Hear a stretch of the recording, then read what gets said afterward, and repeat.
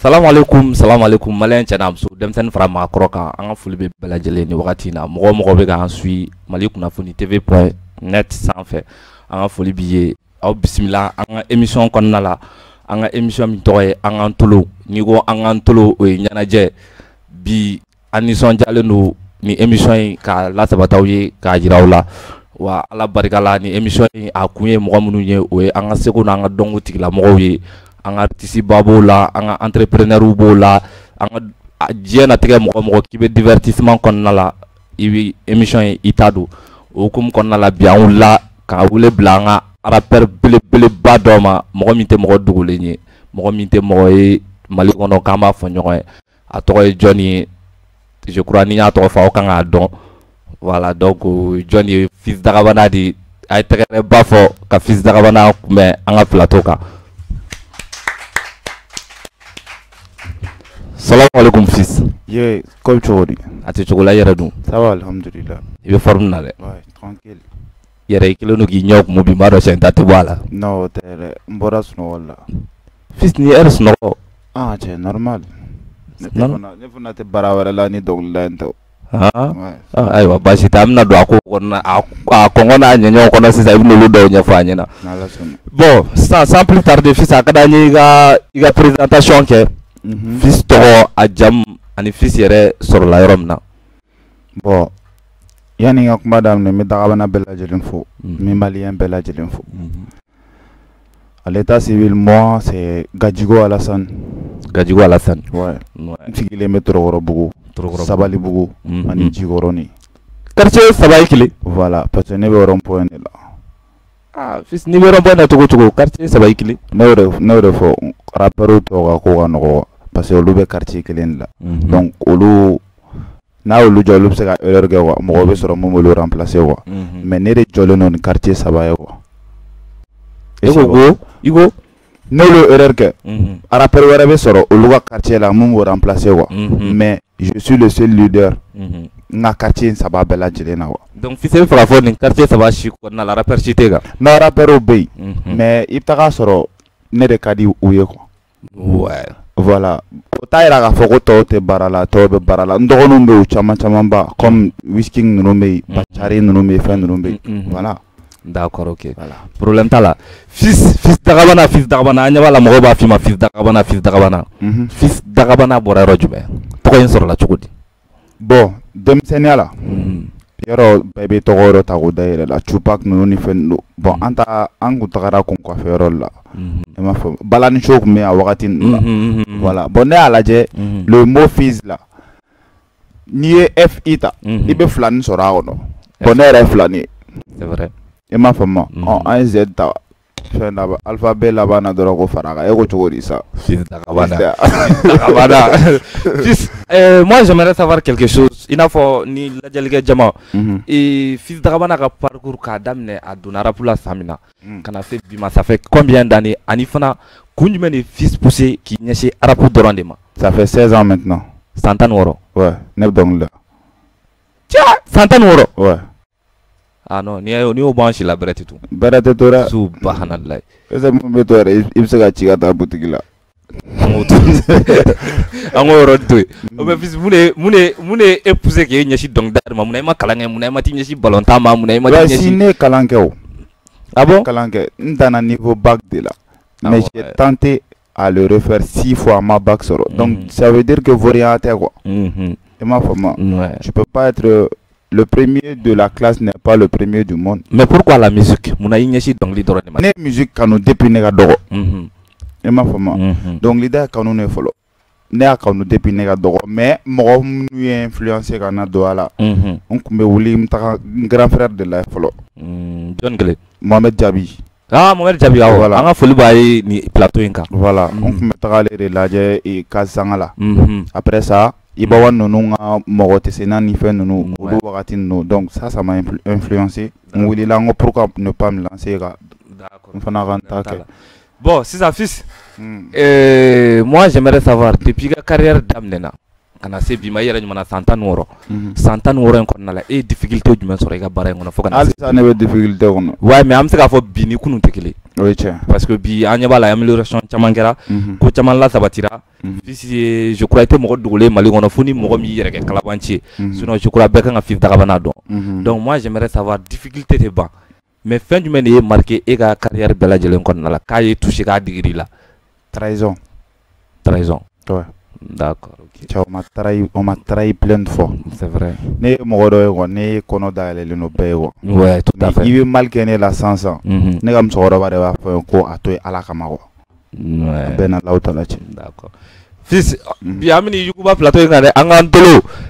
an bɛ nin yuguba yɛrɛ de sisan an bɛna don question kabagomatigiw de kɔnɔna la d'après nos recherches an ye fɛn dɔw jateminɛ fils an y'a ye Mali kɔnɔna la i ni rappeur ba min gɛrɛlen don ɲɔgɔn na n'o ye an yɛrɛ kɔrɔkɛ Iba One lien jumɛn b'i ni Iba cɛ maliyɛnw bɛna bɔ o fana ka la bi parce que caman b'a fɔ ko ne bɛ Iba One ka côté la ka tɛmɛ tɔw kan très bien mɔgɔw b'a kuma fɔ kojugu ne ye kalifa de Iba ma i m'a faamu d'accord ne kalifara Amadi jɔn ye kalifa ma général je sais pas ni bɛ général dɔn général bon n y'a tɔgɔ mɛn voilà général ba big up à général ne m'a faamu parce que a b'a ye Iba ko ka di ne ye kojugu ne m'a faamu donc depuis a wagati n ka cɛ ko ne tun bɛ bɔ Torekɔrɔ fo Tomikɔrɔ sen na wagati dɔw la ka taa Iba nɔfɛ voilà d'accord mais on va dernièrement a kun taar'i fɛ wagati dɔ la si a taara foli bila ye musokɔrɔba la ouais mais fils pourquoi pas ni Iba ka projet o t'a siɲɛ fɔlɔ yɛrɛ ah d'accord mais ni ne yira ni ne yira to ne ni ne publié d'accord mais mun de la i n'a tɛ projet kɛ i b'a dɔn ne ni Iba ka projet ɲɛ tugu ka ɲɛ yɛlɛ de don c'est vrai i m'a faamu mais là actuellement quoi ne mago tɛ a la sansan quoi i m'a faamu musique ye kala sira de i bɛ tɛmɛ kala sira in fɛ jagoya de i m'a faamu mais ka na sharp la i ni kɔrɔma mɔgɔ dɔw ka featuring kɛ tant que Iba ma sa ne ma sa a bɛ ka dɔnkili da featuring bɛ kɛ o d'ailleurs yɛrɛ a bɛ yɛrɛ a bɛ ouais a bɛ o ye kuma kologɛlɛn a bɛ a o kɔrɔ dɔnkili dalen don k'a bila yen a bɛ ni n ko a bɛ ye quoi ayiwa yafa de fɔ maliyɛnw mago b'a la sansan cogoya min na o tɛ se k'a sɔrɔ o sansan kelen na quoi d'accord ok mais an bɛ se k'a fɔ o la 3G kɔnɔna la aw kɔrɔkɛ minnu bɛ yen e ni Iba de gɛrɛlen don ɲɔgɔn na kosɛbɛ ka tɛmɛ tɔw bɛɛ lajɛlen 3G wa i bɛ k'a ta cogoya min na Iba ka génération Gaspi i m'a faamu tɔ 3G ya bon ni ma fili ne ta aw ka rap ko ninnu aw yɛrɛ de b'a dɔn voilà moi je pense que ni Iba de gɛrɛlen don ɲɔgɔn na ka tɛmɛ tɔ ninnu kan bon ne ni bɛɛ ka di ne bɛ bɛɛ bonya ne bɛ Iba bonya cogoya min na an ka bɔ Iba yɛrɛ la ne bɛ n kɔrɔkɛ bonya cogoya min na so ne b'u bɛɛ bonya ten o cogoya kelen na d'accord i m'a faamu mais moi je suis c'est vrai ne ni Iba gɛrɛlen don ɲɔgɔn na ni tɔw ye i m'a faamu mais o t'a yira fana ko ni tɔw u kungo wulila moi je serai pas là o si grand frère foyi ka concert tɛ ko ne ma taa min na a tɛ ne m'a faamu ne b'u bɛɛ bonya quoi bon fils e ni an bɛ se k'a fɔ e ni Iba de gɛrɛlen don ɲɔgɔn na kosɛbɛ ka tɛmɛ tɔ ninnu kan malgré que i b'u kungo kɛ malgré que i b'u ka ko kɛ mais ne ye fɛn dɔ jateminɛ ne yɛrɛ kelen tɛ mɔgɔ caman y'a jateminɛ k'a fɔ ko Iba One bɛ concert la Paris nin kalo in yɛrɛ kɔnɔna la mais an y'a ye e ka génération bɛɛ fana ka page Facebook sanfɛ mais an m'a ye e ka page sanfɛ pourquoi o ye tiɲɛ an ma i ka publication ye an m'i ka fɛn ye yɔrɔ concert kɔni ma se bon an n'a man jan bilen yɔrɔ an n'a man jan bon i sigi an ka page fana ta la ye ne tɛ ko kɛ ko parce que ko ne artiste ɲɔgɔn y'a kɛ quoi d'accord voilà kɛ wagati de bɛ ne ka ko la et puis voilà a bɛ na d'accord ok an bɛna na kuma yɛrɛ bakurubaw kɔnɔna la sa j'espère que i pɛrɛnnen kɔni don an ka cɛ question ninnu kɔkɔlen don dɛ fils a bila ka jigin ayiwa baasi tɛ n ba sisan an ko an bɔra Iba ta la fils mun de b'i ni Darkeb cɛ mun de b'i ni Darkeb cɛ question wɛrɛ bɛ yan ɲininkali de don mais ni yɛrɛ question dɔ de question banna ayi question ma ban mais ni question dɔ de fils non bon n tɛna n da dɔw kɔnɔ ni i bɛ fɛ k'a dɔn ou bien mɔgɔw de bɛ fɛ k'a dɔn ne tɛ o ni ne kelen don ne ni bɛ se ka bɔ plateau kɔfɛ an bɛ baro kɛ an bɛ ko caman ɲɛfɔ ɲɔgɔn ye mais n'i y'a ye an b'i wele k'i lana plateau kan ka se ka question poser i kunna fils c'est que mɔgɔw ɲɛkɔrɔ ko don dɛ an bɛ ka kɛ mɔgɔw de kama minnu bɛ k'an suit surtout e yɛrɛ fana ka fanu i ka di mɔgɔ minnu ye minnu b'i ka dɔnkili lamɛn u bɛ fɛ k'i ka ko ɲɛdɔn. ne ka di mɔgɔ tɛ fɛ ka ɲini ka dɔn. Mais non, parce que an y'a ye i ni Darikɛ bɛ dɔnkili da. Donc bon, moi je pense que n'a o mɔgɔ tilala k'e n'o ye cogo sugu dɔ la mɔgɔw kan ka ɲininkali kɛ o la o ye wajibi de. Parce que récemment an y'a ye ka page Facebook sanfɛ on a vu que i ni ye cɛnin ka photo vidéo ta n'o ye Dicko ye. I ye Darikɛ bɛ taa tugu o la k'a kɛ i n'a fɔ Darikɛ bɛ ye Dicko de copier. I m'a faamuya. Donc i yɛrɛ tilala k'a fɔ tuguni k'e tɛ maloya. Fisi y'a fɔ ten de i ko e tɛ maloya wa. Mun de nana n'o ye. Mun de b'i n'a cɛ yalima i bɛ siran ka kuma Darikɛ kan de wa ou bien fɛn dɔ de b'i ni Darikɛ cɛ n'a tɛ se ka ɲɛfɔ a ye mun kelen de kɛ fils parce que là il faut k'an k'a bɛɛ walawala de ne dun bolo hadamaden ni ko kɛra a gɛlɛyara a nɔgɔyara i kan k'a ɲɛfɔ de. Voilà donc vas-y va tout droit au but min b'i ni a cɛ i k'a ɲɛfɔ siɲɛ kelen. n tɛna n da don a la. Ah bon? Non. Ni u bɛ fɛ k'a tiɲɛ dɔn o ko connecté n ka chaîne YouTube kan sini 18h. 18h au plus tard 18h. Ok d'accord mɔgɔ bɛ k'an suit nin wagati la ko n'an bɛ fɛ k'a dɔn min b'a ni Darikɛ cɛ i ko sini 18h. sini 18h ni ala ma basi foyi den kelen. Il y a pas de n'a ye 18h jɛ parce que ne tɛ deli ka heure précis n ka son bila na wa n'a ye 18h jɛ 20h20 minutes a t'o jɛ quoi. Samedi 18h. n'ala sɔnna. Il y a pas de problème. I jɔrɔla dɔɔni ou bien sira la fils sisan an ɲɛ b'a la ŋunuŋunukanw na an b'a kuma mɛn wa an b'a ye fana rappeur dɔ bɛ yen ko vétérinaire. VT. I yɛlɛ la dɛ o tɛ e ye n tigi dɔn dɛ. O tɛ e bɛ n tigi dɔn dɛ. VT vétérinaire. Vétérinaire. ne bɛ vétérinaire kelen de dɔn. O ye jɔn de ye. ayi ne tɛ n'o tigi o ye vétérinaire de ye. An ka min bɔ rappeur. Rappeur tɛ yan. Ɔ VT de don. E m'a fɔ ko VT yan. c'est que VT. Mun de b'i ni vétérinaire cɛ. mun bɛ ne ni VT cɛ yan. c'est à dire que fɛn tɛ yen sa mais comme n y'a fɔ cogo min na sini 18h. mɔgɔw kana n'a bɛɛ bila sini 18h in na f'i k'i ka dɔw ɲɛfɔ mɔgɔw. e m'a fɔ ko mun bɛ ne ni VT cɛ yan. parce que vétérinaire tɛ se ka mɔgɔ furakɛ quoi. Bon. Docteur de bɛ mɔgɔ furakɛ quoi. mais vétérinaire le vétérinaire. sisan an y'i ka kuma kɔrɔ faamu an ye min yɔrɔ jateminɛ nin na sisan. ok ne ma mɔgɔ tɔgɔ fɔ. i ma mɔgɔ tɔgɔ fɔ n'i ko ko vétérinaire tɛ se ka mɔgɔ furakɛ k'a bɛ baganw de furakɛ docteur de bɛ mɔgɔ furakɛ an dun b'a dɔn Mali rap kɔnɔna la bi docteur kelen de bɛ yen. o jɔn. min b'a fɔ a yɛrɛ ma ko docteur o ye Darikɛ bi docteur Kɛb. i b'a faamu donc i kama ale de ma.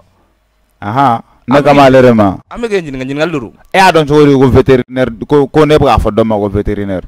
a bɛɛ na munumunu de la. a y'a mɛn ŋunuŋunukanw de la. i bɛ taa sɔrɔ maliyɛn dun fana tɛ nkalon tigɛ i bɛ taa sɔrɔ cɛ de don. maliyɛn ka nkalon tigɛ. maliyɛn tɛ nkalon tigɛ. cɛ ɲuman na maliyɛn ma nkalon tigɛ nin na. ɔ cɛ bɛɛ n bɛna fɛn dɔ f'i ye dɛ i ye vétérinaire in fɔ cogoya min na a bɛ ten de. d'accord ok problème foyi t'a la fils a mana kɛ cogo o cogo a ko bɛ walawala. n'ala na kira sɔnna ma ko sini 18h bɛɛ k'i labɛn. ni min labɛnnen tɛ o k'i ka biye tigɛ ka ɲa. i ɲɛ bɛ nin na solution tɛ. ni jaa cɛ bɛɛ k'i ka biye tigɛ bɛɛ k'i ka biye tigɛ parce que caman bɛ t'u ka village la sini wa. o tɛ o siga tɛ. fils kelen ka sɔn bɔli kama. i bɛna ye o. d'accord ok problème foyi t'a la an y'a mɛn ala ka sini yira la ni ala ni kira sɔnna a ma. fils i ka sɔn dɔ bɛ yen ko le retour de Alaji.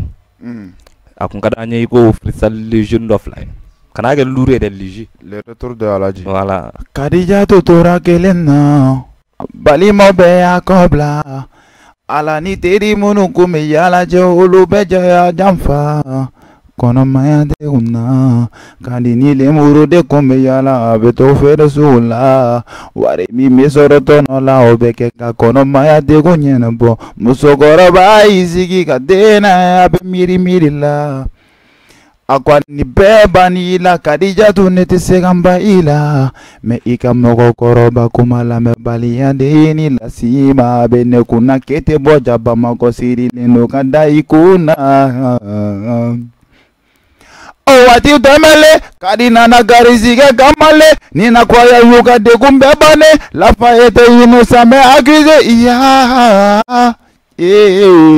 mama ntero bɛ fɛn o fɛn bɛ ekɔli la o bɛ jigin ne la ne na ni ɲininka Ala kama i ka ne bɔ fili la u ko ne baba ko me bi muso de kan o ko ali ne yɛrɛ sɔrɔ la o cogo de la est-ce que diɲɛ don wa mama ne yɛrɛ hakili kun tɛ o a ye tɛgɛrɛ ko fɔ vraiment fa i ka nin dɔnkili ninnu a y'a natɛmɛ wallahi ne yɛrɛ hakili foyi kun tɛ yan an ka foli belebele b'i ye fils ka na an ka plateau kan an k'an tolo émission kɔnɔna la ça fait plaisir an bɛna n'an ka rappeur wɛrɛ la tuguni Digjo mun de bɛ ni Digjo cɛ Digjo c'est un frère c'est un frère carrément parce que ne ni Digjo de ɲɔgɔn dɔn ninnu bɛɛ ɲɛ Digjo kɛra a mɛnna ouais o y'a sɔrɔ ne t'a dɔn ne tun b'o envier quoi d'accord i m'a faamu mais Digjo m'a accueilli les bras ouverts d'accord a ma différence foyi don ne n'ale ni ɲɔgɔn cɛ ale dɔnnen don ne dɔnnenba tɛ ten a m'o yira n na quoi c'est vrai i m'a faamu donc a ye n k'a dɔ ye alhamdulilayi rabbil alamina bi ne tɛ fɛ fɛn ka tɛmɛ ne n'ale ni ɲɔgɔn cɛ quoi ni teriya canal bɔra a la quoi voilà d'accord problème foyi t'a la an y'a faamuya fils ne kelen t'o ye i n'a fɔ mɔgɔ fɛn fɛn bɛ k'an filɛ nin wagati in na bɛɛ y'a jateminɛ mɔgɔ caman b'a jateminɛ k'a fɔ k'i ka ko kɔnɔna la i ka carrière kɔnɔna la mɔgɔ minnu b'i ka ko ɲɛnabɔ plus généralement o y'i ka famille ye o y'i ka frères ye parce que apparemment u y'a fɔ cogo min na k'i ye jumeau ye i ye filani ye donc an ɲɛ b'a la i ka manager kunda n'i ka fɛn ninnu a bɛɛ munumunulen don i ka famille de kunna mais pourquoi pas mɔgɔ wɛrɛ tɛ se ka impliquer i ka carrière ko la n'i ka famille tɛ mɔgɔ wɛrɛw b'a la mais i nana n'o yɔrɔ min ye i b'a fɔ ko ne ka fɛn bɛɛ ɲɛsilen don famille de ma c'est vrai parce que ne ye kuma daminɛ la e ne nin ko fɛn min ye ne tɔɔrɔ ni diɲɛ fɛn bɛɛ ye i ma ne ɲininka o la ne ko n ko ye trahison de ne trahira kojugu de cɛ ne ɲuman bɛɛ fo ni ne ma gɛrɛ ɲɔgɔn na i ka mɔgɔya i t'a da to ne la quoi tiɲɛ don i m'a faamu ne mɔgɔw donna ne kan u y'a ɲini u mago bɛ min na u y'a sɔrɔ a dɔw bɛ yen tellement que patience b'u la quoi u bɛ taga ne ka appartement na n bɛ dumuni n b'o ji u bɛ ko n ka yɔrɔ la u bɛ si u bɛ fɛn bɛɛ lajɛlen mais u ye n bila bilayi de ala ye pourtant ni n dun ye diɲɛlatigɛ fɛn bɛɛ k'u ye mais est ce que ne ka famille bɛna n bila est ce que olu bɛ ne kɔ bila diɲɛ bɛɛ bɛ ne kɔ bila f'olu i ka kuma ɲɛfɔ dɔrɔn n tulo b'i la voilà i m'a faamu non ni ye n bɛ ka kuma ni hadamadenya yɔrɔ de ye n y'a yɔrɔ faamu an ka musique ko in bɛɛ olu ye subagatɔ ye quoi an k'o ko bɛɛ bɔ a la quoi fo ka diɲɛ wuli olu tɛ ne kɔ bila quoi i m'a faamu olu bɛ to ne kɔ de fo yɔrɔ min na quoi j'en ai marre tɛ fo olu fɛ yen quoi donc raison pour laquelle ne ka famille bɛ n kɔ depuis a daminɛ mais mɔgɔw t'o de kalama quoi i m'a faamu donc c'est pourquoi n ye a base ba bɛɛ kɛ olu ye kɛnɛmɔgɔw b'a la aujourd'hui actuellement ne ka manager tɛ n ka famille la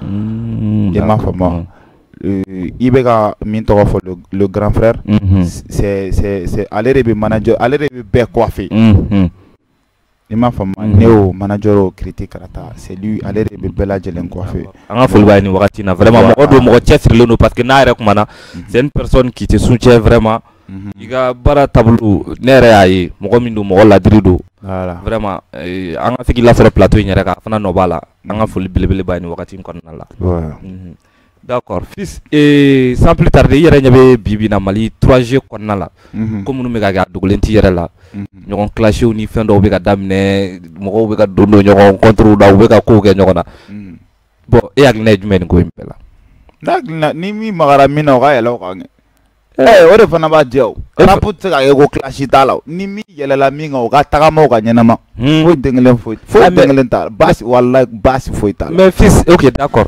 e filɛ nin ye bi maliyɛnw bɛ se k'a fɔ k'i ye artiste talentueux ye k'i bɛ se dɔnkilida la wa tɔgɔ b'i la fana mais fils dɔ fana ka wuli par exemple n bɛna exemple frappant d'i ma kɔsa in na an ka rappeur dɔ bɛ yen n'ale tɔgɔ Debeto a wulila k'a fɔ ko Mali kɔnɔna la rap la ale bɛ se ni bɛɛ Debeto y'a fɔ tan donc e hakilina ye jumɛn la toi tu penses k'a bɛ se ni e e delila ka rappeur jumɛn ka a fɔ a yɛrɛ ma k'ale tɛ se ayi non mais ko ayi sa an k'a ta quoi an k'a ta hali Lil Wayne tɛ se ni ne b'o fɔ Rappeur faut être mis à focal et c'est quoi. Ouais, mais ni Lil Wayne place na saka la siki afana se ka faire mito. Afana ba foko ne tere. Ali chemite no te senale donc dala. Rappeur yere orgueil quoi. Rappeur faut être mis à focal et c'est. Donc il faut foko de to ya time for ça orgueil droit ni kama. Ote. Ne ko orgueil be rappeur bella. Rappeur be jamaneno. Donc tu crois que tu es le meilleur. Si tu te dis le meilleur, rappeur be beau faux. Mais au fond de toi-même, elle est boulot ça. Depuis ton béciné, waouh, ou béciné. Neni debe to tchela. Bon, net sega kumani parce que c'est un gars, il m'a toujours respecté. Donc net na qu'elle déclenché na le nyonti. Non, mais n'était qu'elle déclenché. N'était qu'elle déclenché, n'est qu'à tiens de préciser. Il veut dire moi il veut sénaïde, ou te quoi du coup. Moi je pense que ni sénaïde, ah bon, voilà, ni sénaïde, ni sénaïde. Non, net na do détail de qu'on en a là quoi. Voilà le problème mais quoi. C'est-à-dire que c'est boya bagaya quoi. Tiens-nous. Wallahi bilay c'est boya bagaya. Nebo roni makaranwa. Sinon chet c'est ne mala bilay. Ah voilà, bon, ça veut dire que est référence de béto parce que comment corroborer. C'est boya bagaya quoi. Mais c'est ne quoi. Comment corroborer. Comment corroborer ça mali konnala. Mo ay mo gelem senere. Ouais. Joli, ça me fait. Non, ça me fait c'est né, voilà. Ça me fait dire. Ici. Mais, justement, ça me fait rire là, c'est ça. Est-ce que Malien arabe ou Téganique, ça me fait doigt pour que. Non, on est à fond. Avant qu'on c'est là, il y a quand il y a la larrière. Non, on est à fond. Koro. Maintenant, il y a ces caméras. Koro. N'y pas les faire blanc. Tcha blanc, quoi. Parce que ni na rien si place ça cadre nero che koro ay fembe ay pala faya fembe na che mo be mina ça parce que anya wala liga et grand frère Ibawad avant tali ski plateau d'ora il a dit comme quoi ça me fait kadale ça me fait bisera pour là mais est-ce que les boulot awara faire no ate go fode pour que gagner ça me fait la wa mais franchement parler que dogli avoir dogli nous ça sonne non a chama yele n'est-ce pas parce que moi je pense que mon be la metro ga abi mo la yele voilà mo be ni no ouais n'est-ce pas abina fo ferme chora mina Côte d'Ivoire chain manager puissant manager confirmé plutôt abina fo be chom d'accord mo poulet devient quelqu'un poulet va devenir quelqu'un ça me fait pour l'info là voilà arrête de rouler pour la ni ala ni création ça me fait me Côte d'Ivoire ça sera bien fait c'est vrai tiens nous donc ne kon me bella je l'ai invité au gabo très massivement rappeur fara bella je l'ai fanunga c'est begi ga décrire ga blague ga ta ça me fait une création ma malin bella je non maintenant ça me fait amba fo ñoko il y a pas ay micro ko fait fils question ma bade question baby angu me faka fedo de office neni la jeliga jamao ani mo be ga suini wakati kon na la e 3G kon na la bi e bi ka John apprécier aka baraka ka fogo way ko ya une personne qui travaille bien c'est pour là quoi kasoro nyangwate au fond toi même ere ba do way c'est donc dal la né après toi né e mana bointo né okoro mo rete mimi c'est quoi ne kumara emane ngara sanga soroga teman question tukuni ema fokunne ne ma fokunne ema foga après toi encore ne ma fokunne après moi encore ne santukuni ibe sigaga o ça va be manatme 4e joy 4e joy nigga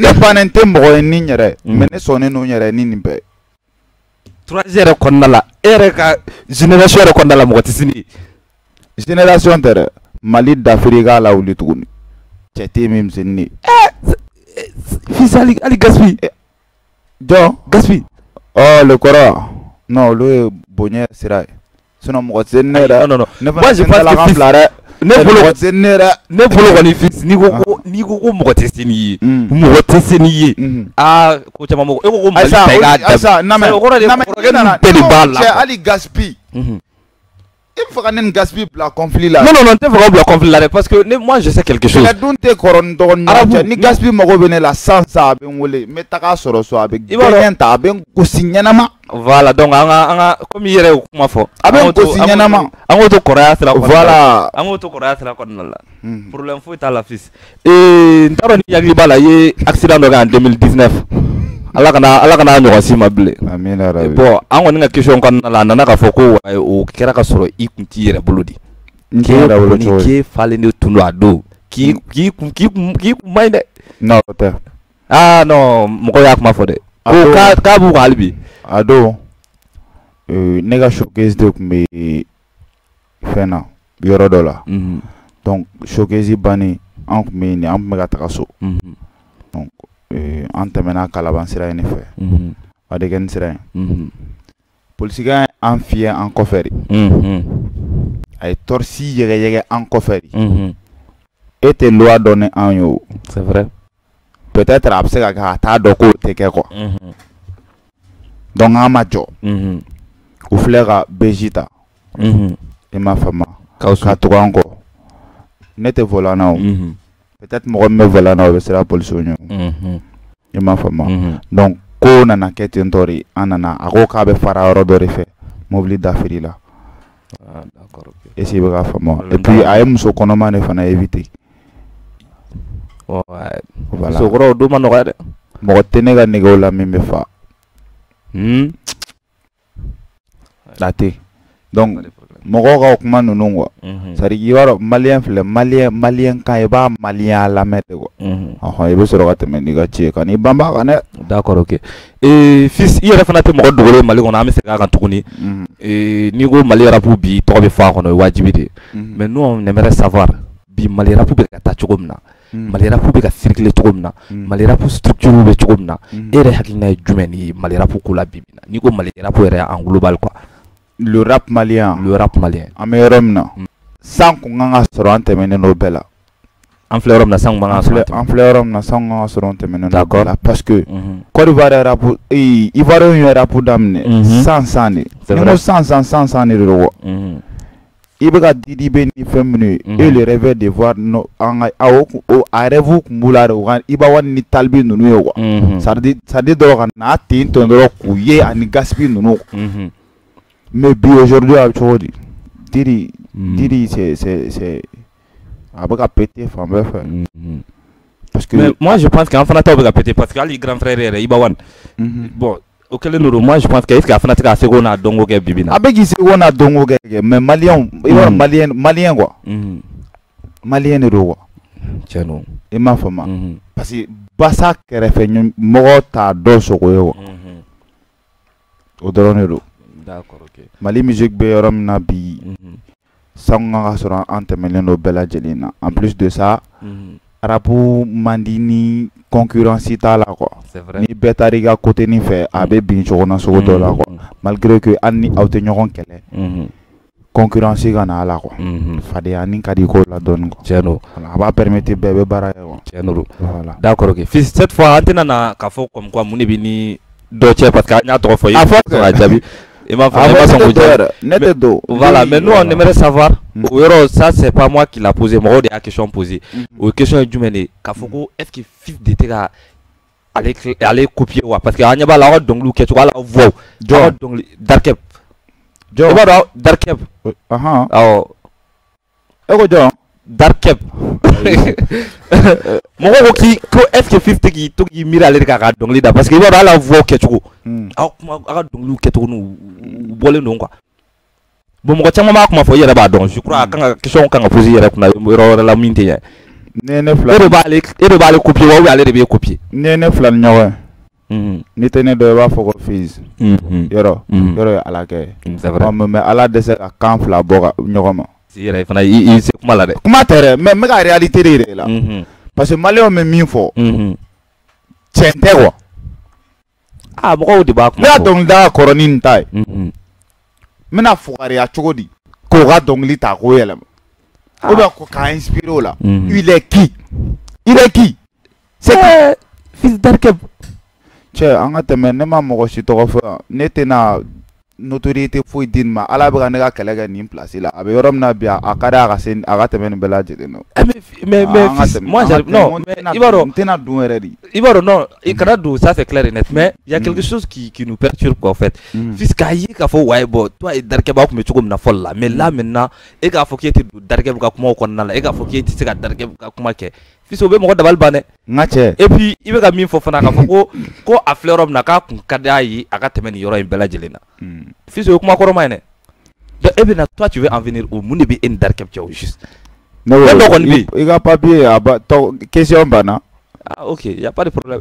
Mɔgɔ minnu bɛ k'a suit ne tɛ ka nin yɔrɔ fɔ dɛ. Maliyɛnw donc n tɛna don a kɔnɔ parce que a yɛrɛ b'a fɔ ko an k'a kɛ aw de bɛ tila k'a fɔ ko n bɛ ka baga karisa ma n tɛna don a kɔnɔ an ka da tan. D'accord ok, problème foyi t'a la fils. An y'i ka kumaw bɛɛ lajɛlen faamuya. Fils n'i y'a ta k'a lajɛ i ka dɔnkiliw. N'a wulila hali sini n bɛ don dɛ mais tant que maliyɛnw bɛ nin siranin kan quoi an b'a fermer tan quoi. Limɔrɔni don an bɛ ji jukɔrɔ kɛlɛ kɛ fo an bɛ sa. D'accord ok. I ka ji min ji jukɔrɔ. I ka dɔnkiliw kɛcogo n'i y'u ta k'a lajɛ dɔnkili minnu don dɔw b'a fɔ k'a bɛ courage don u la. I ka son dɔ bɔra wagati dɔ kun kɛra je crois salon don ko masaya. Salon tɛ. En 2020. En 2020 son dɔ don a ye i ti kɛ kojugu parce que maliyɛn je crois maliyɛn bɛɛ y'a lamɛn. Donc mun de fɔ n'i tɛ télé la. Voilà maliyɛn bɛɛ y'a lajɛ.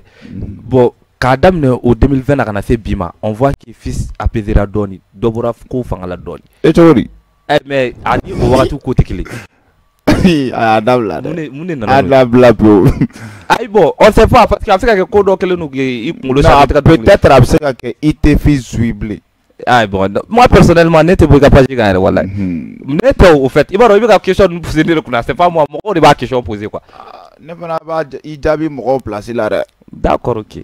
Problème foyi t'a la donc on voit aussi dans ces 2 jours i ka page Facebook sanfɛ i bɛ ka na ni fɛn dɔ ye ko yoga. Yoga ouais. An kɔni t'a dɔn nin diɲɛlatigɛ fɛn fɛn de ye diɲɛ kɔnɔ donc i bɛ dɔ de ɲɛfɔ an ye nin ko la sisan. Bon yoga ye entraînement indien de. Hindu ka entraînement. Voilà. N'u y'u focaliser entraînement kan. I bɛ taga sɔrɔ hali ni kulu nana o tɛ wuli quoi. Hali ni kulu nana k'a b'u tun quoi u sigilen n'o la o mago bɛ énergie hakɛya min na f'u k'o sɔrɔ quoi. Donc dans le rap malien ne tɛ na ni o entraînement yɛrɛ mais ne fana bɛ n ta décortiquer a kɛcogo la quoi. C'est-à-dire que wulu ka kule tɛ sugu jɔli bali quoi. Voilà c'est pourquoi n ye sigi entraînement kɛcogo la hali i b'a ye n ka cover la. Mais n'u bɛ fɛ k'a tiɲɛ yɛrɛ dɔn quoi yoga in bɛ cogoya min na quoi ala kosɔn k'u k'u connecter sini quoi. Sini 18h samedi 18h ni ala ma basi foyi den kelen kɛ. Problème foyi t'a la. Maliyɛnw bɛ fɛ ka fɛn o fɛn dɔn puisque la entre moi et les rappeurs ou bɛ fɛn wɛrɛ ninnu na. Yala k'u k'u connecter sa. D'accord ok. Ni ala ni kira sɔnna a ma maliyɛnw yoga bɛ bila sini 18h ni ala ma basi foyi kɛ. Problème foyi t'a la ala k'o yira an na an bɛɛ lajɛlen ka jɛ an ka taa an connecter fils ka page kan an ka nin sɔnkura in lamɛn on dirait ko sɛbɛ laban b'a bolo nin kɔnɔna la dɛ. A ma ɲi. Bon fils an bɛ fɛ ka fɛn dɔ de ɲɛdɔn quoi. E ka carrière bi la ma toi tu veux en venir où? E bɛ fɛ ka s'i ka dɔnkili da niveau jumɛn de la ka se fo yɔrɔ jumɛn de la bi bi la? Bon ne bɛ yɔrɔ min na ala ko tiɲɛna ne tɛ nin yɔrɔ in ka dɔgɔ ne ma quoi. Parce que Mali de don a ma maliyɛnya kɛ quoi sinon ne bɛ yɔrɔ min na ne kan ka dɛmɛ quoi. C'est vrai. Ne mago bɛ dɛmɛbaga la trop yɛrɛ parce que bolodenkɔni kelen a tɛ se ka bɛlɛ ta ma nɔgɔn. I m'a faamu. J'en profite de l'occasion n bɛ nin yɔrɔ fɔ maliyɛn bɛɛ lajɛlen ɲɛna. Aw ye chance min di Sidiki Jabate ma. U ye chance min di Ibawan ma. An ka foli belebele bɛ Sidiki Jabate yɛrɛ nin wagati in na surtout. U ye chance min di Ibawan ma. Ka mun di Talibi ma. U bɛ ka tila ka mun di Fugari minnu ma duguma. Fugari ninnu olu ye jɔn ye? 2021 rappeur ninnu ka na 22 la 23 la kɛ. Yala ne lamɛn sa ne tɛ baga mɔgɔ ma o bɛɛ b'a dɔn. Fils i b'a dɔn min b'an sɛgɛn ka kuma kɔnɔ e tɛ mɔgɔ de tɔgɔ fɔ mais e bɛ mɔgɔw classé. Ne tɛ ka mɔgɔ classé dɛ ni ne kumara na sa maliyɛn bɛɛ b'a dɔn ne kan bɛ artiste sugu minnu ma. Ayi fils tiɲɛna walayi bilayi maliyɛnw tɛ maliyɛnw b'o dɔn. Minnu wulila 2021 kɔnɔna la TikTok ye artiste minnu labɔ 2021 kɔnɔna la kana se fo 2023 ma. E ka mɛ Lil Du ni Seruchenu ni ma. Ne ma olu fɔ. Lil Du bɛ sanfɛ bi. Lil Du a su gérer sa carrière. Wa non ni ka mɛ Lil Z ma. Lil Z a su gérer sa carrière. Lil Z c'est un bon petit frère. Me ka fi cogo min na a bɛ ten tɔ de. Bon fils ni ye nin fɔ k'a fɔ ko. Ne kan tɛ mɔgɔ kelen ma o. Artiste ba de bɔra o mais bi o bɛ cogo di bi. Dolonin ko jan. Mais e ma ko ye. E ma ko ye. Ne bɛ ko ye cogo di. Ah bon d'accord ok. Y'a problème min yan. C'est-à-dire quoi. Comme n y'a f'i ye n ka kuma la. Musique ye kala sira de. I b'a kala sira suivi de diyagoya quoi. N'i wolola bi. Ka kɛ fɛn sini. Bilahi sinikɛnɛ i bɛ sa a bɔ de kɛra o la. D'accord. I m'a faamu. U fɛn o fɛn nana tɔgɔ de ka d'u ye. U ye tɔgɔ sɔrɔ bi. A si tɛ ka carrière kɛ. I taga sɔrɔ a dɔw bɛ yen. 200 000 abonnés de b'u bolo TikTok sanfɛ. Mais 1000 personnes t'u dɔn Facebook kan. I b'i ka carrière structurée Facebook de kan. I bɛ na réseau bɛɛ lajɛlen de kan dɔɔni dɔɔni. C'est vrai. I m'a faamu. Donc wa carrière dan n bɛ se k'a fɔ Bamakɔ ala tɛ se région bɛɛ la. Parce que i bɛ taa sɔrɔ a TikTok artiste o artiste bɛ yen. I bɛ taa sɔrɔ bi u tɛ se ka région dɔw kɛ quoi. Parce que ni téléphone tɛ yɔrɔ dɔw la i bɛ sɛgɛn dɛ. A kuma ka ca. D'accord. An dun m'a daminɛ bi. Conseil jumɛn b'e bolo i bɔra ka mɔgɔ minnu yɛrɛ fɔ sisan TikTok star ninnu an k'a fɔ ten conseil jumɛn b'e bolo k'a d'u ma. Ayi ni conseil tɛ ne bolo k'a di mɔgɔ ma ne ye ɲumanba ye ne fɛ ka dɔ bɔ a la quoi. Conseil tɛ bolo k'a di mɔgɔ. Non bɛɛ k'i cɛ. Fils sache que i dɔgɔninw de bɛ k'i filɛ minnu fana peut-être a bɛ se ka kɛ a dɔw b'a la olu fana ka référence de ye ka kɛ ɲɔgɔn. Awɔ ka tɛmɛ e la yan. Awɔ ko n'u bɛ fɛ ka kɛ ne ye k'u ka ne sennɔ suit. Sinon tɔ minnu bɛ k'a kɛ quoi. K'i baser fɛn kan quoi. TikTok kan quoi. K'u bɛ tila k'a ye u ɲɛ la quoi. An kɔni an bɛ TikTok kan alhamdulilayi rabbil alamin on publie nos choses ça va. D'accord ok. Voilà mais ko an ka carrière ko TikTok ok. An k'an sigi an ko n'o siya y'i diya disi kan ni mɔgɔ. Mais yɔrɔ fils fɛn dɔ de bɛ yen e tɛ ka sɔn k'i ɲɛsin o de ma quoi parce que n'i ko ko TikTok. On voit tellement d'artistes, de jeunes artistes aujourd'hui, minnu bɛ ka bɔ ni TikTok de. Sababu ye sababu ye. I m'a faamuya. Ni sababu nana quoi. I bɛ ka nin kuma min ye o. Ni sababu nana quoi. A bolofara caya quoi. D'accord. An ye Facebook y'an kɔrɔw de la o. Tout à fait. U ye page créé Facebook sanfɛ k'u yɛrɛ structurer ka ɲɛ ɲɛnama. An y'o y'an kɔrɔw de la. An yɛrɛ fana nan'o sira fɛ et ça marche. A bɛ ka taa an ka sira fɛ. Mais i bɛ taa sɔrɔ bi. C'est pas que comme ka TikTok la gosi dɛ. Ni bɛɛ pétera TikTok sanfɛ. O ka di ne ni diɲɛlatigɛ fɛn bɛɛ. Wa ne dɔgɔnin minnu bɛ yen n bɛ courage dɔw la hali sini. U ka TikTok fɛn quoi mais u kana ɲinɛ réseau ba in kɔ quoi. Facebook. U kana ɲinɛ Facebook. Donc selon toi Facebook yɛrɛ de ye ko in yɛrɛ ye quoi. Facebook de ye ko in bɛɛ ye. D'accord. Facebook de ye ko in bɛɛ ye. Est-ce que i bɛ ka kuma faamu wa? Donc ni nana TikTok sanfɛ.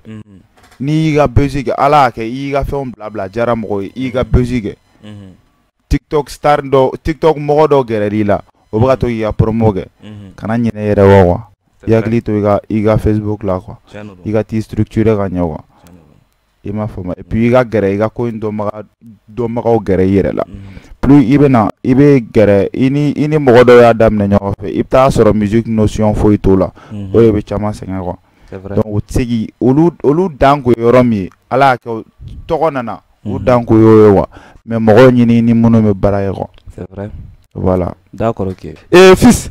Voilà question dɔ bɛ yen f'an k'o poser i kunna. Mɔgɔw b'a fɔ ne tɛ dɛ k'a fɔ ko Torokɔrɔbugu a milliardaire bɛɛ lajɛlen i b'a bɛɛ dɔn wa k'i ye o ye i bɛ dɔ fɛ yen k'i ye o ye e tɛ sigi yɛrɛ. Bon an kɔni bɛ fɛ k'o ɲɛdɔn. Dusuri kɛ ɲɔgɔn fɛ o bɛ anw fɛ. Balimaya duman o de bɛ anw fɛ ka baara kan kɛ fɛn o de bɛ anw fɛ n'an ye min daminɛ an b'o de laban cɛ a fɔ ma Torokɔrɔ ka den. Fils k'i ka question jaabi bɛ dɔn mɛna ok mɛna e bɛ ka presser o. Non ma presser. I ma ye an bɛɛ bɛ sigi gɛrɛn kelen na bɛɛ bɛ bɛɛ kɔngɔ kɛ an bɛɛ bɛ ba kelen na maga kelen na dɔrɔn i b'a ye i ma ye Toroden bɛ bi feere i ta ye. Genre ne ka Torokɔrɔ ko quartier in ka di ne ye de quoi. Ouais. I m'a faamu. Cité des milliardaires de trop. Mais gars, tu comme un bête tentori. Ouais. Cité des milliardaires de B. 3 fois champion, mon effet. Ah ouais, et d'abord, avec Alaba. O va ver mena ay bo erebolu do comme doro lu fi ya pas de problème Faisa jige nunu saw jige nunu man karanyara nunu petit baro nunu ni bebe on le fi c'est ma question ke doro de lu fi ni wa absa ne doro ya absa ne doro te mais ne gon bado ni kelinga doro me tante ne wono mais seulement bene ya quartier la wa ne be ko faire quoi. D'accord. Non, oui, Kounima. Il m'a fait moi. Ah, nous, me faisons un débat. Mais, ah, mais, d'accord, ok. Mais, fils, est-ce que le numéro du Mani Mokoma, ni Mokoma, qui l'a sur quoi 98, 24, 22, 22. Et 72, 00, 11, 44. Mokoma, il m'a coupé qu'à fils d'Arabana la soro. Ni numéro mon abora kamin faut qu'il go lu kongondro. Iba soro. Na mo revenir là. Afak manefa. A mo revenir là projet do ni fondo là. Ay ni numéro Congo. Mais na mo revenir là. Cha soro Instagram ngangoi. Il reste soro. Non soro Instagram sans fait. Parce que qu'il parle il peut oublier. Mais oublier. Sunoko khoni ay. Mais oublier ni sunoko ala ko chena ne ka sunoko manchang souffre quoi. Ouais. Ma femme, même si nous reclérons faire parce que il va artiser mieux quoi à daga sur ma taxi clen 7 ne do yo. Dien dongodo ne be couple clen 7 a te chiate yo yo. C'est pourquoi longueur d'avance venin ton nyoncho. No yenga secret no bien. Fils ega dernier mot jumeni kala fe mo munu me ki flé il ga réseau ka anini émission nga anini plateau kan quoi. Ega agina jumeni. Bon ne ka glina malera pour quand ani message du même il bolo ka lafi ou ma quoi mo mo me ki suis ne ba fa bela jere ne yogu sigi ga yoga kono yoga be blashini inchallah chini malin yoga ça fait un mois maintenant mbe yoga drone promotion son te bla mangante bla fana quoi ma femme donc j'ai décidé à bord le 17 au bébé chini mani ala ma bashi fo dengelenga bébé chini ma samedi do pays connecté fils d'arabana officiel quand problème fo etala yoga be bla na bla la ni mi otena don ça on adore tiens là mais on est en fana tise kana ka fils d'arabana de wole kana nga plateau ka kama conflit dodi o fana o kuma ka chane oh va globila dodi fanye Warzara. Warzara. Autre problème avec la route de Nefis.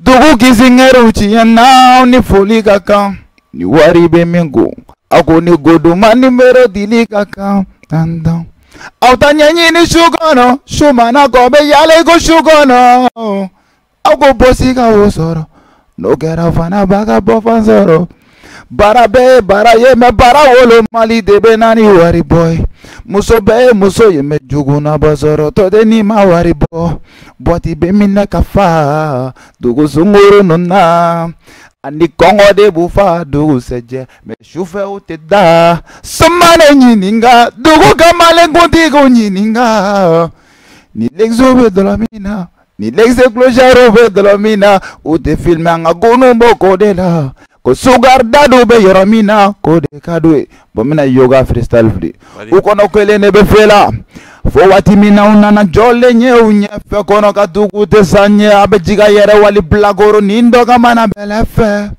kuma mani ne dunya bela jokela gadiye okoni muso gadiye meni mi yere dugu more mariye ninga masaya blow fera lemba MC Unuga flow koro lemba creativity for the tulla I don't give a fuck sa flow mune baula afuku yare jo ma feka ngora bongo sanga donu fo afuku kele nyogondo mogo siten sugu donna borambani ala dro vraiment tegere kanga fie ni émission yi mo ye donc li dala ye fin ye comédien ni émission yi tadi on espère très bientôt ka mogo la soro ni Alan Kira sonama mogo ibe kan suini wakati na anga foli belebele biye Merci à toi, fils Darabana. Merci à Adama. Voilà, merci à toute l'équipe de Kunafoni TV. Voilà, donc merci à vous tous. Merci à Chekne Bachili, Tergado. Merci à MG Bazin aussi. On est ensemble. Fils Nia. Et merci à la team Darabana, bien sûr. Voilà, sans Darabana. Team Glad. On a voté. Team Gladiator. Bon, non, et moi, voilà, donc, on est en émission sera dans 600. Ama fo kambe do ni Alan Kirasona émission wala ni Alan Kirasona vendredi duru Mali Kunafoni TV sans fait chaque vendredi amna ne artiste do ka ni nga ka actualité la ka ni nga ka question na. On va magati, à bientôt. Ciao.